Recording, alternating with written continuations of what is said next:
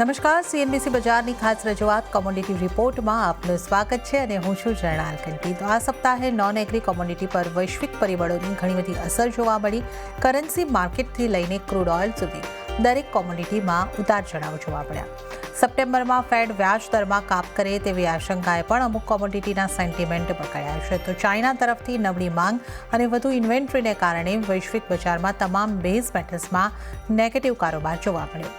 આવામાં હવે કરન્સી બજારની અપડેટ સાથે નોન એગ્રી કોમોડિટીનું આઉટલુક કેવું રહેશે તે અંગે આજે આપણે નિષ્ણાતો સાથે ચર્ચા કરીશું. અને આ ચર્ચામાં આપણી સાથે જોડાયા છે એમિરેટ્સ એનબીડીના ધર્મેશ ભાટિયા અને એસએસજે ફાઇનાન્સ અને સિક્યોરિટીઝના પ્રિયાંક ઉપાધ્યાય. તો ધર્મેશજી અને પ્રિયાંકજી, આપ બંનેનું સ્વાગત છે સીએનબીસી બજાર પર. અને આ સપ્તાહમાં જે સૌથી મોટો ડિસ્કશનનો મુદ્દો આપણો રહ્યો કે જે એક યેનની અંદર કેરી ટ્રેડ થતો દેખાયો અને એની ઇમ્પેક્ટ જે છે આમ તો તમામ એસેટ ક્લાસની અંદર જોવા પડી. પણ આપણે જો અહીંયા આગળથી કરન્સીની વાત કરી લઈએ, રૂપિયો ખાસો એવો નબળો થયો, એશિયન કરન્સી અહીંયા આગળથી એને કારણે આપણને નબળી થતી દેખાય અને ત્યારબાદ આપણે ડોલર ઇન્ડેક્સને પણ વોલેટાઇલ થતા જોયો. તો આ ધર્મેશજી, કેરી ટ્રેડ જો આપ અમને થોડું સમજાવી શકો ને આ આખી સિચ્યુએશન કઈ રીતે થઈ અને આપણે કઈ રીતની કરન્સી પર આની અસર? જો સૌથી પહેલી વાત તો વર્લ્ડમાં જે પ્રેક્ષકો છે એ લોકોને હું સમજાવવા માંગુ છું કે વર્લ્ડમાં જે સેફેસ્ટ પ્રોડક્ટ હોય છે એક છે ગોલ્ડ ને બીજું છે જાપાનીઝ યેન. આ ટેક્સ્ટબુક પર લખેલું છે કે આ બધા ડોક્યુમેન્ટ્સ છે કે જે જાપાનીઝ યેન છે એ the strongest currency in the world. તમે એનું પાસપોર્ટ પણ જોશો તો સૌથી સ્ટ્રોંગેસ્ટ પાસપોર્ટ છે જાપાનીઝ. તો શું થયું કે માર્કેટ $120-130 ઓલમોસ્ટ 160 થઈ ગયું.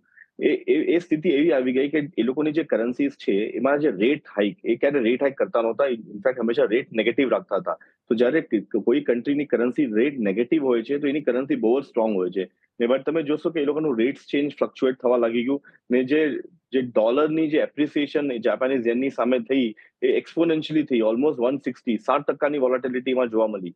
બટ તમે અગર એશિયન બાસ્કેટમાં જોશો, ખાલી એક જ કરન્સી જે હોલ્ડ છે એ ઇન્ડિયન કરન્સી છે. અગર તમે INR જોશો એટલી ડેપ્રિશિએટ નથી થઈ. રહી વાત હવે કરન્સી જાપાનીઝની, તો જાપાનીઝ કરન્સી એટલી ડેપ્રિશિએટ થઈ, એનું સેમ ઇફેક્ટ તમારે ગોલ્ડમાં જોવા મળ્યું. અગર તમે બંને કમ્પેરિઝન કરશો તો જે ગોલ્ડ જે 1800-1900 લેવલમાં થઈ હતું અચાનક 2400 પર આવી ગયું. શું પરિસ્થિતિ થઈ એ છે કે ડોલરમાં ફ્લક્ચ્યુએશન થઈ, સેફ હેવન બાઇંગ આવી ગઈ માર્કેટમાં. ને તમે જોશો કે હવે જે કેરી ટ્રેડની તમે વાતો કરો છો કે 160માં ઘણા બધા પોઝિશન્સ રોલ ઓવર થવા આવી ગયા. ને જ્યારે કેરી ટ્રેડની રોલ ઓવરની વાત આવી માર્કેટમાં તો આ લેવલ પર કેટલું ડેપ્રિશિએટ થશે, કેમ કે કોઈ પણ કન્ટ્રી એટલી ડેપ્રિશિએટમાં આવી જશે તો એ લોકોની કરન્સીમાં એટલી નબળાશ આવશે તો કરન્સીની ઇકોનોમી ડાઉનવર્ડ થશે. તો ઇન્ટરવેન્શન થયું એ લોકોનું કન્ટ્રીનું, ફાઇનાન્સનું ઇન્ટરવેન્શન થયું ને તમે જોશો ત્યારથી માર્કેટમાં યુટર્ન જોવા મળ્યું છે. હવે આ યુટર્ન કેટલું સસ્ટેનેબલ રહેશે એ શોર્ટ ટુ મીડિયમ ટર્મ જોવા મળશે. મારા હિસાબથી નવેમ્બરના ઇલેક્શન સુધી માર્કેટમાં ફ્લક્ચ્યુએશન રહેશે. બટ નો ડાઉટ જાપાનીઝ યેન બહુ જ સ્ટ્રોંગ છે અને હું એક્સપેક્ટ કરું છું કે આ કરન્સી ફરીથી એપ્રિશિએટ થઈને 130-135ના લેવલ પર આવીને સ્ટેબલ થશે. તો એનું રિવર્સ ઇફેક્ટ શું થશે? શોર્ટ ટર્મ ટુ મીડિયમ ટર્મમાં તમે જોશો કે બંને ફ્લક્ચ્યુએશન જોવા મળશે. બટ લોંગ ટર્મમાં મને લાગે છે કે ગોલ્ડ ફરીથી નબળો થઈ શકશે, કેમ કે જે મુવમેન્ટ જાપાનીઝ કરન્સીથી ગોલ્ડમાં ગયું ને ગોલ્ડમાં એટલી તેજી $2400-2500 ફ્યુચરમાં જોવા મળ્યું છે as a safe heaven buying કરીને, એ રિવર્સ થશે ને ત્યાંથી મૂવ થશે ફરીથી જાપાનીઝ યેનમાં. તો એટ પાર લઈ આવશે પ્રાઇસને તો ગોલ્ડ ક્યાં ને ક્યાં 2300-2350 પર આવીને સ્ટેબલ થઈ જશે ને જાપાનીઝ કરન્સી 135-140 પર આવીને સ્ટેબલ થઈ જશે. સ્ટેબિલિટી ઇમ્પોર્ટન્ટ છે ઇકોનોમીને ગ્રો કરવા માટે. મારા હિસાબથી કન્ટ્રી ને ગવર્મેન્ટ ડેફિનેટલી ઈચ્છશે આ સ્ટેબિલિટી આવી જાય. ઓકે, તો આ જાપાની આપણે જે વાત કરી કે જાપાનમાં જે રેટ કટ થયો અને ત્યારબાદ આપણે જે રીતે જોયું કે જે રીતના અહીંયા આગળથી કેરી ટ્રેડ થયા એની ઇમ્પેક્ટ આપણને કોમોડિટીઝ ઉપર અને એસેટ ક્લાસ પર અને કરન્સીની ઉપર પણ થતી જોવા મળી. પ્રિયાંકજી, આપ કઈ રીતે જોઈ રહ્યા છો જે કરન્સીની અંદર આ સપ્તાહની અંદર આપણે જે વોલેટિલિટી જોઈ, આ એક કેરી ટ્રેડની પણ ઇમ્પેક્ટ રહી, ડોલર ઇન્ડેક્સમાં ઉતાર ચઢાવ થયા, રૂપિયો થોડો નબળો થયો, પણ જે રીતે ધર્મેશજીએ વાત કરી કે અન્ય કરન્સીની સામે આપણે જો રૂપિયાને જોઈએ તો હજી પણ આપણે એને સ્ટ્રોંગ કરન્સી ચોક્કસપણે કહી શકીએ છીએ. તો આપ કઈ રીતે જોઈ રહ્યા છો ને આ જે કેરી ટ્રેડની ઇમ્પેક્ટ હતી એ કેટલા સમય માટે રહી શકે છે આપના માટે? જો અત્યારે આપણે કરન્સીની વાત કરીએ તો આપણે જે વોલેટિલિટી યેન કેરી ટ્રેડમાં જોઈ એમાં આપણે 84ના આસપાસ ડોલર રૂપીને જોયું અને રૂપી 84 સુધી વીકેન્ડ થયો. તે બાદ અત્યારે એક કુલ ઓફ થયું છે, અરાઉન્ડ 83-80 ના આસપાસ અત્યારે ટ્રેડ્સ થઈ રહ્યા છે. બટ જે આપણે 84 ઉપર સસ્ટેનન્સ જોયું છે, તો મારા હિસાબે અત્યારે ઇમિડિયેટલી હું કહીશ કે 83.5 અને 83.20 આ એક ક્રુશિયલ લેવલ્સ રહેશે. રૂપી અગર 83.20 નો સપોર્ટ હોલ્ડ કરે છે તો ત્યાં સુધી એ વીકેન્ડ થઈ શકે, અગેન ટુવર્ડ્સ 84-30 સુધી જઈ શકે છે. અગર આપણે ડોલર ઇન્ડેક્સની વાત કરીએ તો મોર ઓર લેસ હું માનું છું કે ડોલર ઇન્ડેક્સ એક બ્રોડર ટ્રેન્ડમાં બેરિશ ફેઝમાં છે. તો અહીંયાથી જે બી પુલબેક્સ આવે છે ડોલર ઇન્ડેક્સમાં એ હાયર લેવલ્સ પર રેઝિસ્ટન્સ લેશે અને હજી ઘણા લોઅર લેવલ્સ આવી શકે છે ડોલર ઇન્ડેક્સમાં, એવું મારું માનવું છે. રિસેન્ટલી આપણે જે આ વોલેટિલિટી જોઈ યેન કેરી ટ્રેડમાં, એમાં 102.15 ના આસપાસના લોઝ બનાવ્યા છે. અત્યારે 103.18 ના આસપાસ ચાલી રહ્યા છે. તો ફરીથી મને એવું લાગે છે કે 102 ના નીચે ડોલર ઇન્ડેક્સ બ્રેક થવાની શક્યતા ઘણી છે. અને એનો એક ક્લિયર ફાયદો મને એવું લાગે છે કે કમોડિટી અને ઇમર્જિંગ માર્કેટ્સમાં દેખાશે. તો હું કમોડિટીઝમાં અહીંયાથી મને બ્રોડર પર્સપેક્ટિવ અગર હું વાત કરું નેક્સ્ટ ડિસેમ્બર સુધી, આ યર એન્ડ સુધી, તો હું કમોડિટીઝમાં બેરિશ નથી. કમોડિટીઝમાં અહીંયાથી મને એટલીસ્ટ પ્રેશિયસ મેટલ્સમાં 5-10% ની rally on the higher side દેખાય છે. ઇવન બેઝ મેટલ્સમાં બી 15% રેલી કોપરમાં હું એક્સપેક્ટ કરું છું યર એન્ડ સુધી. ઓકે, તો અહીંયા આગળથી પ્રિયાંકજી અહીંયા આગળથી બુલિશ છે મેટલ્સની ઉપર આ જે વસ્તુ થતી આપણને દેખાય છે, એનો એક સપોર્ટ અહીંયા આગળથી આપણને મળતો કોમોડિટીઝને દેખાઈ શકે છે. 5-10% રેલી પ્રેશિયસ મેટલ્સની અંદર અને બેઝ મેટલમાં કોપરમાં 15% રેલી યર એન્ડ સુધી પ્રિયાંકજી અહીંયા આગળથી એક ચોક્કસપણે આશા રાખી રહ્યા છે.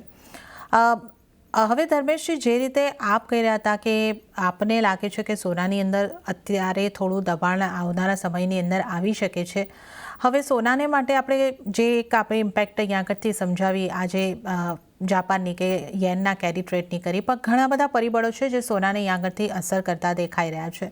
એક છે કે જે ઇક્વિટી માર્કેટના ઉતાર ચઢાવ આવતા હોય છે ત્યારે પણ એની સોનાની ઇમ્પેક્ટ આવતી હોય છે. જે વૈશ્વિક ગ્લોબલ જે ચિંતાઓ અહીંયા આગળથી બનતી દેખાઈ રહી છે, યુદ્ધની સ્થિતિઓ બની રહી છે, તો એ એક ડિમાન્ડ આપી શકે છે. જો આપણે સ્થાનિક બજારની વાત કરીએ તો ડ્યુટી ઘટાડ્યા બાદ કિંમતો ઘટી છે, જેને કારણે એક ઘરેણાની કે ફિઝિકલ ગોલ્ડની ડિમાન્ડ વધી શકે છે.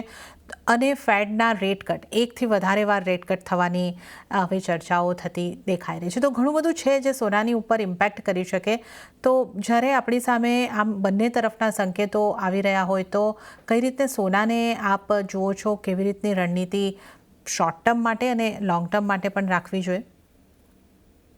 જો ગોલ્ડની વાત કરીએ તો ગોલ્ડ એક્સપોનેન્શિયલ રેલીમાં હતું અને હમણાં 2400-2400 માર્કેટમાં કન્ટિન્યુઅસલી ફરે છે. તમે અગર પોઝિશનલી જોશો તો માર્કેટમાં નો ડાઉટ તેજી રહેવાની જ છે, કેમ કે ફંડામેન્ટલી એક તો equity life time hyper trade થાય છે અને કોઈ પણ ઇક્વિટીમાં તમારે કરેક્શન જોવા મળે, કોઈ બ્લેક સ્પોટ દેશે, તો ગોલ્ડમાં તમારે એવું સારી એવી તેજી જોઈ શકશો. બીજી વાત રેટ કટ વ્યવહારિક છે કે માર્કેટમાં બધાને ખબર છે આજના તારીખમાં કે રેટ કટ થવાનું છે. હવે કેટલા સ્પીડમાં થશે ને કેટલું એનું ઇમ્પેક્ટ થશે એ ઓલરેડી માર્કેટમાં ડિસ્કાઉન્ટેડ છે. અગર તમે જોશો પ્રાઇસ ઓલમોસ્ટ 2500-2400 આ લેવલ પર આવીને સસ્ટેન થઈ ગયું છે. ડોમેસ્ટિક માર્કેટની વાત કરીએ તો રૂપિયાના ફ્લક્ચ્યુએશનમાં 70,000 થી લઈને 74,000 ના લેવલ પર માર્કેટ કન્ટિન્યુઅસલી ફરે છે. હવે એનું ઇમ્પેક્ટ મારા હિસાબથી એ છે કે નવેમ્બરમાં જ્યારે ઇલેક્શનને જ્યારે માર્કેટમાં પતશે એના પહેલા માર્કેટમાં એક સ્પાઇક ડેફિનેટલી આવશે ને અહીંયાથી એટલીસ્ટ હું એક્સપેક્ટ કરું છું કે 1000 થી 1500 રૂપિયાની તેજી તમે કરંટ લેવલથી જોઈ શકશો. સ્પેશિયલી દિવાળી એટલે નવેમ્બર સુધી તમે જોઈ શકશો. ઇન્ટરનેશનલ માર્કેટની વાત કરીએ તો $2500 લેવલ્સ તમે ફરીથી માર્કેટમાં એકવાર સ્ટેબલ જોઈ શકશે પ્રાઇસમાં. તો આ બે લેવલ્સ તે હું એક્સપેક્ટ કરું છું કે આ યરના એન્ડ સુધી તમે જોઈ શકશો. અને ડોમેસ્ટિક માર્કેટની વાત કરીએ તો 74,000 થી 75,000 રૂપીસના પણ લેવલ્સ આવી શકશે. કેમ કે મને લાગે છે રૂપિયો અહીંયાથી એક શાર્પ કરેક્શન એન્ટિસિપેટ છે. 85 સુધીના લેવલ્સ તમે નવેમ્બર સુધી જોઈ શકશો. તો એનું ઇમ્પેક્ટ પણ તમારે ગોલ્ડના પ્રાઇસમાં જોઈ શકશો તમે. તો હું ફંડામેન્ટલી અને ટેકનિકલી ગોલ્ડ માટે બુલિશ છું, બટ બાય ઓન ડિપ્સની સ્ટ્રેટેજી રાખજો. ને હું રેકમેન્ડ કરીશ કે સ્ટોપ લોસ વગેરેમાં કામ નહીં કરતા, કેમ કે ફ્લક્ચ્યુએશન બંને સાઈડ રહેશે. શાર્પ કરેક્શનમાં ડેફિનેટલી બાયની ઓપોર્ચ્યુનિટી મળશે તમારે. ઓકે, તો જે એક શાર્પ કરેક્શન અહીંયા આગળથી આવે તો તમારે માટે બાયની ઓપોર્ચ્યુનિટી ચોક્કસપણે બનતી દેખાઈ શકે છે અને દિવાળી સુધીની અંદર ગોલ્ડની અંદર આપણે એક સારી મજબૂતી આવતી જોઈ શકીએ છીએ. પ્રિયાંકજી, જે રીતે આપણે અહીં આગળથી ઘણા બધા ફેક્ટર્સની વાત કરી કે ઘણા બધા ફેક્ટરની ઇમ્પેક્ટ સોનાની ઉપર છે, તો આપને શું લાગી રહ્યું છે સોનામાં હવે કયા સ્તર તમે જોઈ રહ્યા છો અને કેવી રણનીતિ આપવાની આપ સલાહ આપશો? આપણે જોવા જઈએ ગોલ્ડમાં એક સારું બેઝ બની રહ્યું છે 2350 અને 2300 આ ઝોનમાં આપણે ઘણો ટાઈમ સ્પેન્ડ કર્યો છે. તો અને જેવી રીતે અત્યારે ફંડામેન્ટલ્સ શેપ અપ થઈ રહ્યા છે અને રેટ કટ્સનો માહોલ બની રહ્યો છે યુએસમાં, તો એનું એક ક્લિયર ઇન્ડિકેશન છે કે ગોલ્ડ ઇઝ હેડિંગ હાયર. અગર આપણે નેક્સ્ટ ફ્યુ મંથ્સની આપણે વાત કરીએ, ડેફિનેટલી એક સ્ટ્રેટ લાઇનમાં નહીં રહે, પણ વોલેટિલિટી રહેશે. It's part of the game. તો અહીંયાથી જે બી કરેક્શન્સ આવે છે, મારા હિસાબે ટ્રેડર્સ ઇન્વેસ્ટર્સને બાય કરીને જ ચાલવું જોઈએ, કેમ કે જે ટ્રેન્ડ જે છે મીડિયમ ટુ લોંગ ટર્મ ટ્રેન્ડનો એ અપસાઇડના તરફ છે ક્લિયરલી. તો અહીંયાથી અત્યારે 2420ના આસપાસ ડોલર ટર્મ્સમાં ચાલી રહ્યું છે ગોલ્ડ. તો હું ઇઝીલી એક્સપેક્ટ કરું છું કે બાય યર એન્ડ 2530 2550, જે મેં પહેલા કીધું કે 5 to 10% રેલી ગોલ્ડમાં આવી શકે છે બાય યર એન્ડ. તો અહીંયાથી સપોર્ટ્સ લેવલની આપણે વાત કરીએ તો આપણે કાલે જોયું કે 2380ના આસપાસથી એક સારો એવો $40નો જમ્પ આપણે જોયો છે. તો વેરી નિયર ટર્મ હું એક્સપેક્ટ કરું છું કે 2360 થી લઈને 2350 આ short to medium term support રહેવો જોઈએ, અને મેજર જે સપોર્ટ છે એ અરાઉન્ડ 2300 2250નો રેન્જનો રહેશે. અને ગોઈંગ અહેડ 2530 થી લઈને 2550 આ એક મીડિયમ ટર્મ ટાર્ગેટ્સ ગોલ્ડના રહેવા જોઈએ. અગર એમસીએક્સની આપણે વાત કરીએ તો બજેટના લીધે આપણે એક લોઅર લેવલ્સ એમસીએક્સમાં જોઈ રહ્યા છે, બટ જેવી રીતે રૂપી અત્યારે વીકેન્ડ થઈ રહ્યો છે, તો એક બેનિફિટ એમસીએક્સમાં ગોલ્ડ પ્રાઇસીસને મળશે ગોઈંગ ફોરવર્ડ. તો એમસીએક્સમાં જે નિયર ટર્મ જે આપણે વોલેટિલિટી જોઈ અને જે લોસ જોયા અરાઉન્ડ 67,400ના, તો એ એક મેજર સપોર્ટ આપણે કહી શકીએ કે અરાઉન્ડ 67 66,500નો એક મેજર સપોર્ટ હોલ્ડ થવો જોઈએ. અને ઇવેન્ચ્યુઅલી આપણે ફરીથી અહીંયાથી 73,000ના આસપાસના રેલી આપણે એક્સપેક્ટ કરવી જોઈએ ગોલ્ડમાં. ઓકે, તો ગોલ્ડમાં રેલી અહીં આગળથી આપણને આગળ પણ યથાવત રહેતી દેખાઈ શકે છે. અને આપને સાથે જણાવી દઈએ કે સિટીના દ્વારા જે એક અનુમાન સોનાની કિંમતો પર કરવામાં આવ્યા છે, એ પણ લગભગ આને થોડા મેચ થતા છે. 3 મહિનામાં સોનાની કિંમતો $2500ની આસપાસ અને 2025માં $3000ની આસપાસ પહોંચતી દેખાઈ શકે છે. તો આ સિટીના આવેલા અનુમાન પણ અહીં આગળથી આપણે વાત કરી છે. હવે આપણે આગળ વધીને ચાંદીની પણ વાત કરી લઈએ. ધર્મેશજી, ચાંદી આપણે આ સપ્તાહમાં 80,000ની નીચે પણ સરકતી જોઈ, તો ચાંદી માટે હવે આપને શું લાગી રહ્યું છે? ચાંદીમાં હવે આગળ કઈ રીતના મૂવ્સ દેખાઈ શકે, કયા પરિબળોની અસર રહેશે અને ચાંદીમાં શું કરવું જોઈએ? જો ચાંદી મારી એક one of the favourite commodity છે, એકદમ ચંચલ કમોડિટી છે. બંને સાઈડની વોલેટિલિટી તમે ચાંદીમાં જોઈ શકશો. બહેરહાલ અગર તમે જોશો gold life time hyper trade થાય છે, અને ચાંદી જે $30 જે 5-7 વર્ષનું જે હાઈ છે એના લેવલ પર અટકી ગયું છે. એનું લાઈફ ટાઈમ હાઈ $50 છે. ટ્વાઇસ એ બે વાર ટ્રાય કરી ચૂક્યો છે 1982 અને 2000માં. તો મારા હિસાબથી હવે અહીંયાથી જે અપસાઇડ અપટિક મૂવ છે એ બહુ શાર્પ રહેશે.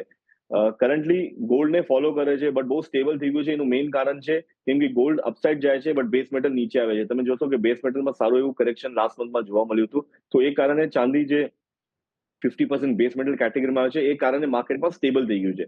હવે અગર બેઝ મેટલ અહીંયાથી પિકઅપ થયું, ઇન્ડસ્ટ્રીયલ ડિમાન્ડ આવ્યું, કેમ કે જ્યારે ઇન્ટરેસ્ટ રેટ ઘટશે તો ઇન્ડસ્ટ્રીયલ ડિમાન્ડ વધશે, કેમ કે કોસ્ટ ઓફ બોરોવિંગ સસ્તું થશે, તો તમે ઇન્ડસ્ટ્રીમાં પૈસા લગાડી શકશો.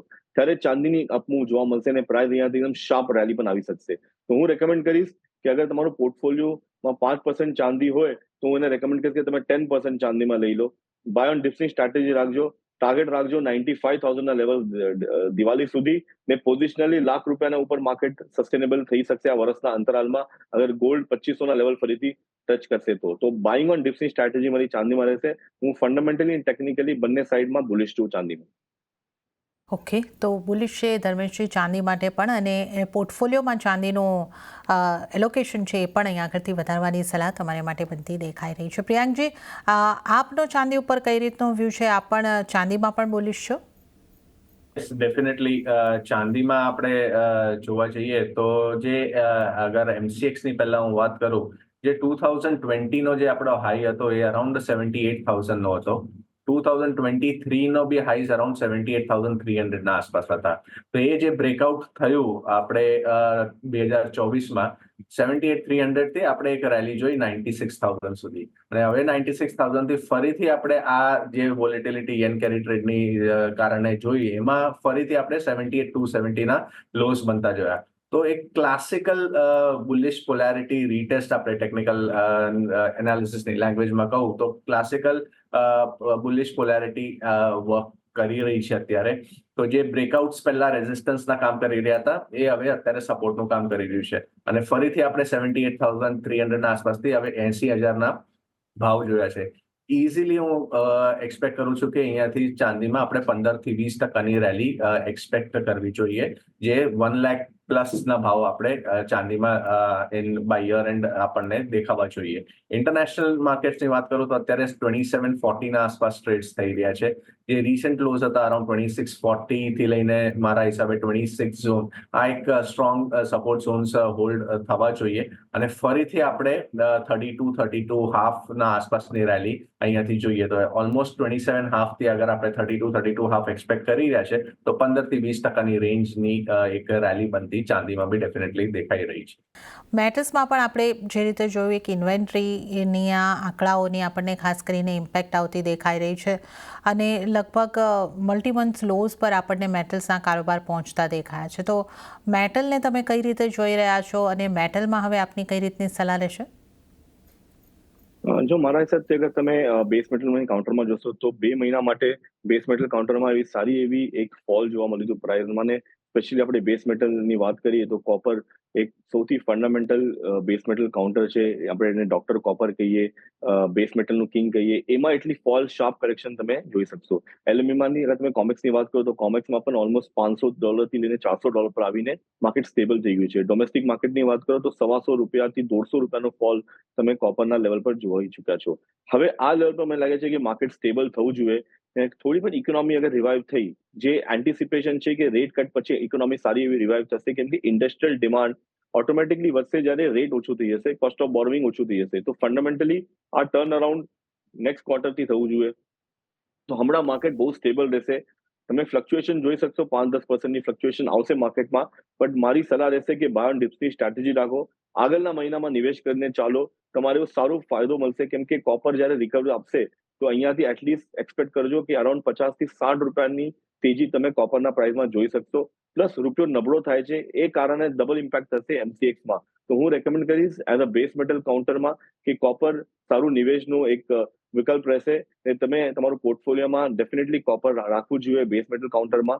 અહીંયાથી જે તેજી આવશે એ એટલીસ્ટ 10% તેજી તમે એન્ટિસિપેટ કરી શકશો. તો બાય ઓન ડિપ્સની સ્ટ્રેટેજી રહેશે, ને સ્પેશિયલી કોપરમાં, ને રેકમેન્ડ રહેશે કે ડિસેમ્બર-જાન્યુઆરી કોન્ટ્રાક્ટ હોય એમાં તમે નિવેશ કરીને ચાલી શકો છો.